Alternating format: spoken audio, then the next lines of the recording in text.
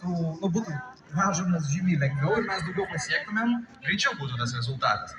Susiskambinom su mokytojų atstovais ir pradėjom kalbėti apie savo problemas. Jis sako, taip, labai gerai, bet sako, niekada nebendravome su Lietuvos moksleivių sąjunga, nepalaikėm jokio ryšio.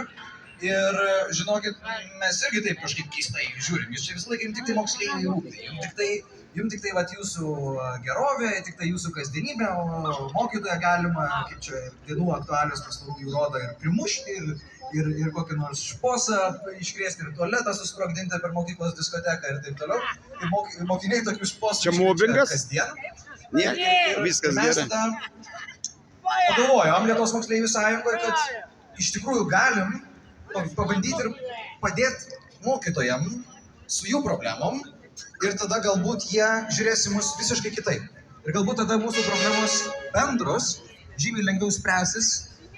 Na ir štai, mes čia turim dabar mokytojų streiką, jie kovoja dėl savo gerovės, bet kartu ir dėl mūsų gerovės, nes jeigu mes turime pedagogus, kurie yra inovatyvūs, kurie yra kūrybiški, kurie yra visą laiką pasiruošę pamokom, nepervargę ir taip toliau, jų etatai normaliai sudėlioti, jų atlyginimai už tą darbą, kurį jį daro, yra adekvatus, tai tuomet mes galim gauti kokybiškesnį švietimą kaip mokiniai.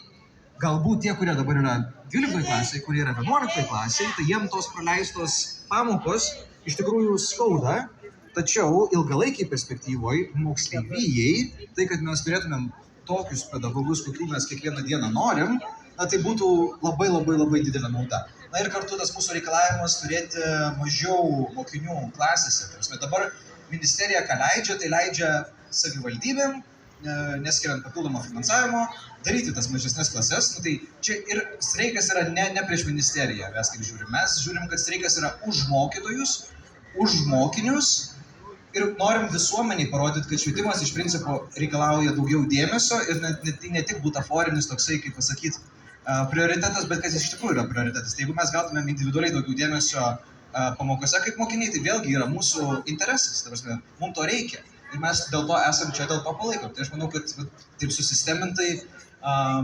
pašnekėjus, tai čia ateičiai labai gerai Lietuvos moksleivių sąjungai ir moksleivijai ir dabar šitos reikalavimus patenkinus turėtų būti labai gerai.